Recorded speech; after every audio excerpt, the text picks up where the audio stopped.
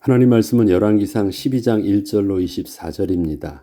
왕은 이제 왕의 아버지가 우리에게 시킨 고역과 무거운 멍에를 가볍게 하소서. 드디어 솔로몬의 아들 르호보암이 왕으로서의 새로운 통치를 시작하는 장면입니다. 솔로몬이 40년간 왕으로 있으면서 그는 수많은 건축물과 수많은 지혜서를 남겼습니다. 왕궁의 재산도 많이 남겼습니다. 그러나 이러한 화려한 영광 뒤에 감춰진 그 어둠의 그림자는 이스라엘의 심각한 문제가 되기 시작했습니다. 과연 솔로몬이 자기가 그렇게 평생을 깊이 묵상하면서 남겨둔 지혜서가 후대의 이스라엘 백성의 삶과 또 후대의 왕의 정치에 도움이 되었을까 생각을 해보면 아무런 도움이 안 되고 있음을 보게 됩니다. 또한 백성들은 솔로몬이 그렇게 잘 건축한 건물들과 성전을 통하여 삶의 만족이 있고 온전한 제사가 드려지고 있는가를 보아도 전혀 그렇지 않음을 보게 됩니다. 오늘의 본문은 르호보암 왕이 아버지 솔로몬 왕 때부터 계속된 힘든 노역의 문제를 해결하기 위해 자신에게 온 이스라엘 백성들의 새로운 요구를 듣게 됩니다. 선왕 때부터 있었던 노역을 줄여달라는 것이었습니다. 이것은 솔로몬의 통치 40년간 백성들은 매일의 삶이 그렇게 고단했었음을 알게 해줍니다. 솔로몬이 왕으로 있으면서 정말 쉴 새 없이 많은 일들이 진행되고 있었는데 그가 죽고 나서 되돌아보니 남은 것이 하나도 없게 느껴졌습니다. 백성들은 그저 힘이 들었다는 것입니다. 그렇게 수고했던 일들은 그저 왕을 위한 일이었지 백성들에게는 그리 중요하지 않은 일이었고 필요치도 않은 일이었던 것입니다. 지난날 다윗의 임기를 마치며 솔로몬에게 자신의 왕위를 물려주는 퇴임식을 보면 하나님을 향한 백성들의 실제적 헌신이 얼마나 대단하였었는지를 알 수 있습니다. 백성들 개개인이 하나님의 성전을 향하여 드린 예물들이 차고 넘쳤기 때문입니다. 이러한 모습을 바라보고 있던 다윗은 차고 넘치는 예물을 바라보며 감사를 하고 있지 않았고 그렇게 드릴 마음이 백성에게 있음을 하나님께 감사를 드렸습니다. 다시 말해서 백성들의 헌신을 통해서 백성들이 하나님을 향한 그 헌신과 하나님을 사모하는 마음이 충만하다는 것을 다윗이 바라보면서 그것이 너무 감사했다라는 것입니다. 다윗 시대에는 눈에 보이는 것보다 실제적인 하나님의 온전한 관계 회복의 비밀이 있었음을 알 수 있습니다. 다윗은 비록 성전을 짓지는 않았지만 하나님을 향한 온전한 예배가 회복된 시대였습니다. 그런데 솔로몬의 시대가 오면서 아버지 다윗 왕이 준비했던 성전을 완공한 이후의 모습을 보면 더 이상 하나님을 향한 예배의 모습은 나오질 않습니다. 오히려 우상 숭배의 모습만 점점 더 크게 나타나고 있을 뿐이었습니다. 이것은 다윗 시대에는 왕과 백성의 삶의 중심이 하나님이셨음을 보여주는 것입니다. 솔로몬은 이러한 아버지로부터 물려받은 것은 단지 왕권뿐만이 아니었고 하나님을 섬기는 영적 유산도 또한 함께 물려받았던 것이었지만 솔로몬은 아버지의 영적 유산을 온전히 감당치는 못했습니다.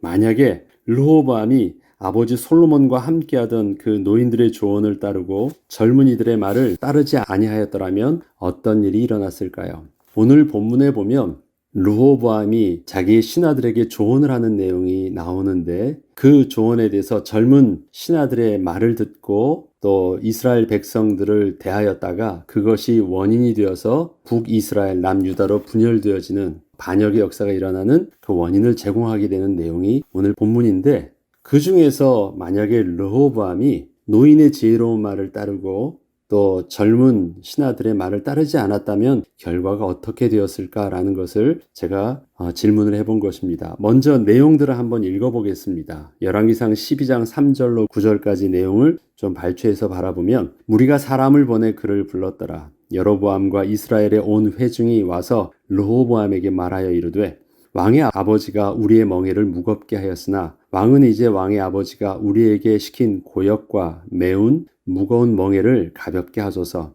그리하시면 우리가 왕을 섬기겠나이다. 르호보암이 그의 아버지 솔로몬의 생전에 그 앞에 모셨던 노인들과 의논하여 이르되 너희는 어떻게 충고하여 이 백성에게 대답하게 하겠느냐? 대답하여 이르되 왕이 만일 오늘 이 백성을 섬기는 자가 되어 그들을 섬기고 좋은 말로 대답하여 이르시면 그들이 영원히 왕의 종이 되리이다. 하나 왕이 노인들이 자문하는 것을 버리고 자기 앞에 모셔 있는 자기와 함께 자라난 어린 사람들과 의논하여 이르되 너희는 어떻게 자문하여 이 백성에게 대답하게 하겠느냐. 내 아버지께서 너희에게 무거운 멍에를 매게 하였으나 이제 나는 너희의 멍에를 더욱 무겁게 할지라. 내 아버지는 채찍으로 너희를 징계하였으나 나는 전갈 채찍으로 너희를 징계하리라 하소서. 솔로몬 때의 노인 신하들과 새롭게 자신과 함께 자라온 젊은 신하의 조언은 정반대였습니다. 솔로몬을 따르던 노인들의 말이 훨씬 더 지혜로웠습니다. 백성들의 마음을 살 수 있는 말이었기 때문입니다. 그러나 지혜롭다는 것이 결코 영적인 것이 아니라는 것을 알아야 됩니다. 우리는 솔로몬 시대를 대표하는 말이 지혜라는 말인 것을 알 수 있습니다. 가장 많은 지혜서를 남겼고 지혜로워지려고 애를 썼던 왕과 왕의 유산이 있었습니다. 그런데 솔로몬의 시대 때 그 지혜는 차고 넘쳤지만 그와 더불어 심각하게 결핍이 일어나게 있었던 것이 뭐냐면 바로 영적인 비밀이었습니다. 영적 유산은 완전히 다운됐던 것입니다. 지금 저들은 지혜롭다라는 말과 영적인 것과는 다르다라는 것을 깨달아야 했습니다. 노인들의 충고도 결국 백성들을 자기의 종이 되도록 하는 또 다른 인간적인 방법에 지나지 않았기 때문입니다.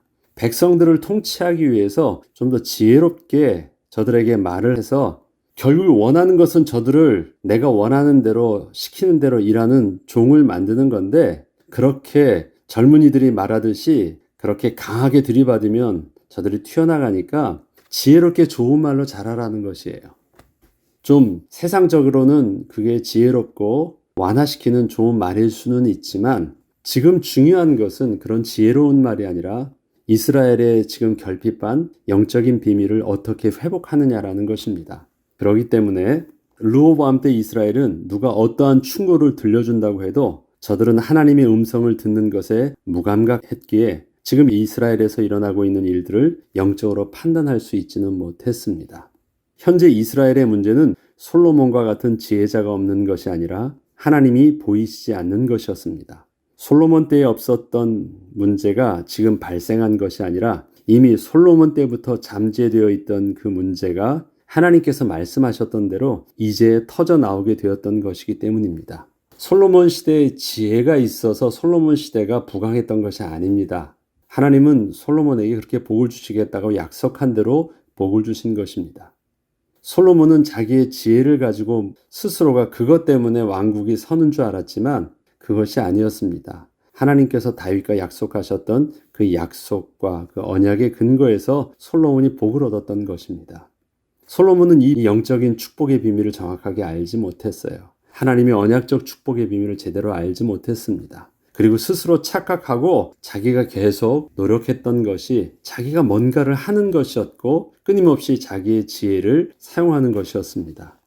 어떤 것이 더 지혜롭고 올바른 결정일까요? 둘 중에 노인과 젊은이들의 말에. 이렇게 접근하면 볼 수 없는 것이 있습니다. 노인들은 자신의 지나온 삶의 경험을 바탕으로 그렇게 판단하고 있고 젊은이들은 자신의 젊은 패기를 가지고 그렇게 판단하고 있었을 뿐이었습니다.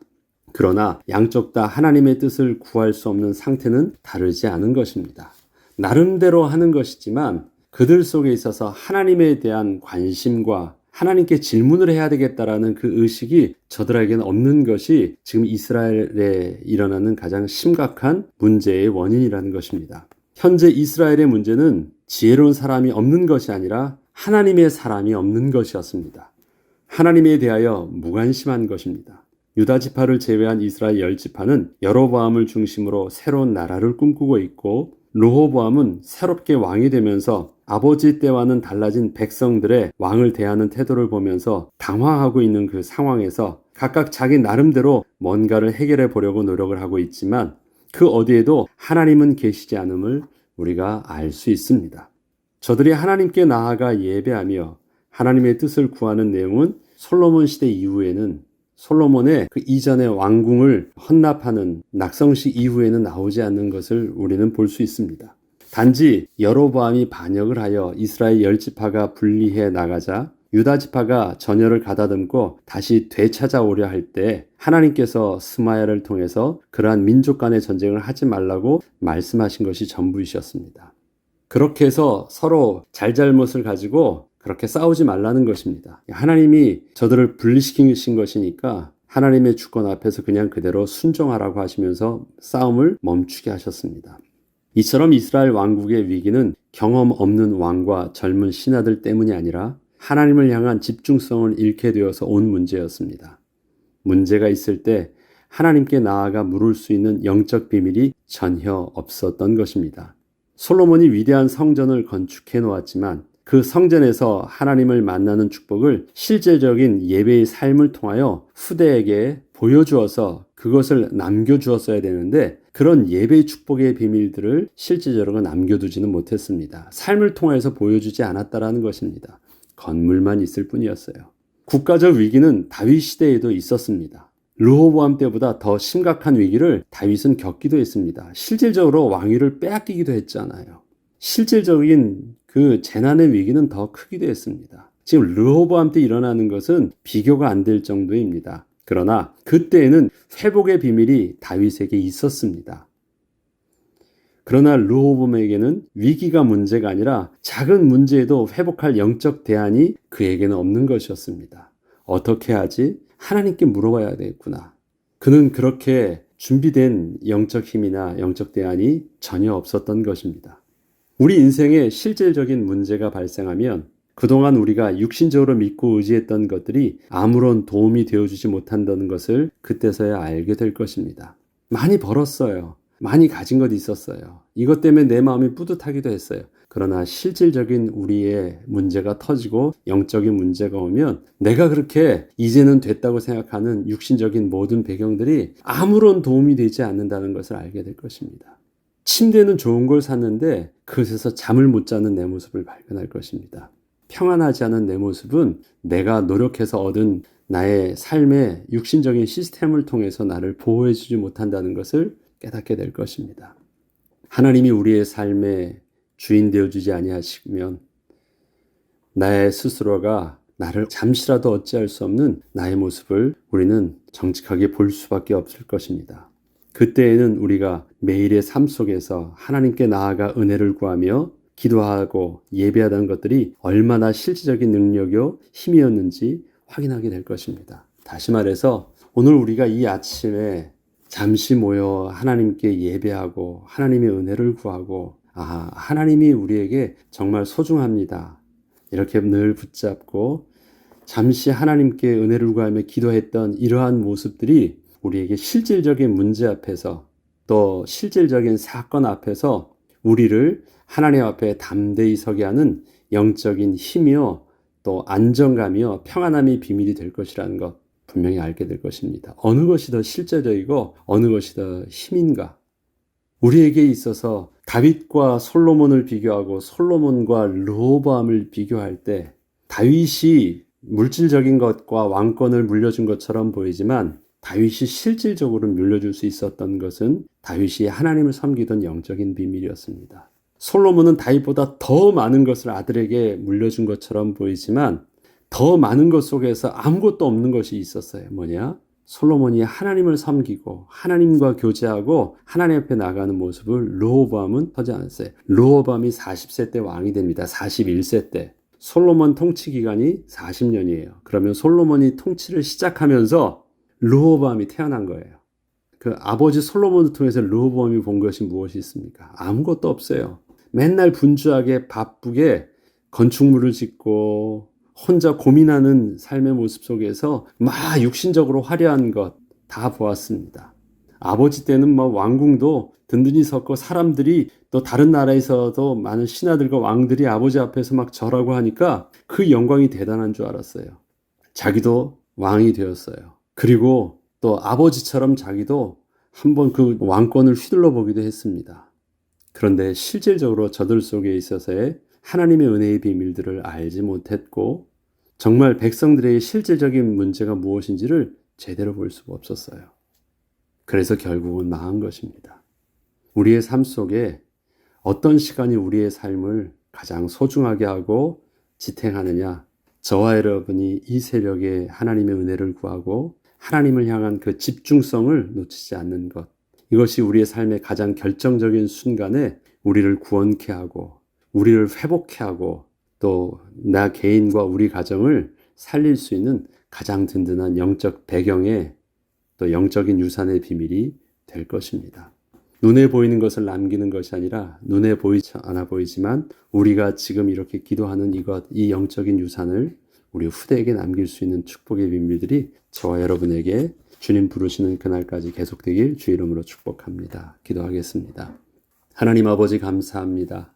우리 삶을 지키게 하는 것, 우리의 자녀들을 지키게 하는 것, 세상은 좀 더 많은 물질과 좀 더 많은 육신적인 조건들을 잘 갖추어서 남겨주는 것이라 생각을 하지만 하나님께서는 하나님의 백성에게 후대를 살릴 수 있는 가장 큰 중요한 비밀이 하나님을 아는 것이요 하나님을 섬기는 영적인 비밀인 것을 우리에게 오늘도 말씀을 통해서 가르쳐 주시니 감사를 드립니다.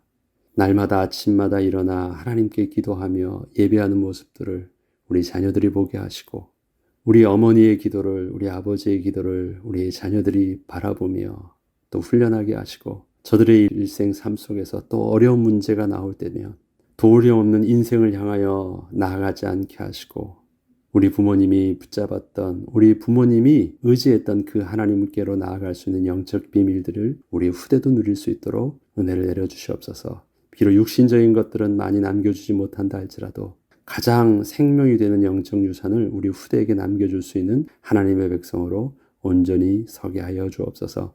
감사드리며 우리 주 예수 그리스도 이름으로 기도합니다. 아멘.